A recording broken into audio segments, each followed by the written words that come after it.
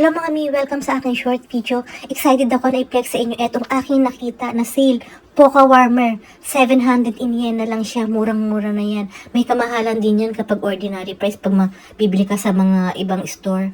So ayan, 700 na lang siya at least, diba? Ang tawag dito is Poca Warmer. Ginagamit ito tuwing winter season o cold weather dito sa Japan.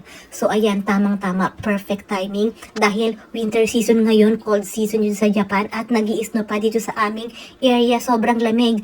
So ito, very helpful ito, very useful na gamitin ngayong taglamig. Ang kinagandahan, sale ko siyang nabili, 700 iniyan na lang.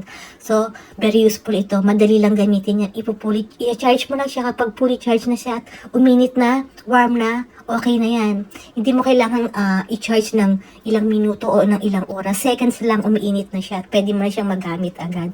Ang kagandahan is very handy, very light, very useful. Pwede mong bitbitin kahit nasa labas ka. At sale ko siyang nabili. Ayan, at meron na akong warmer o pangpainit.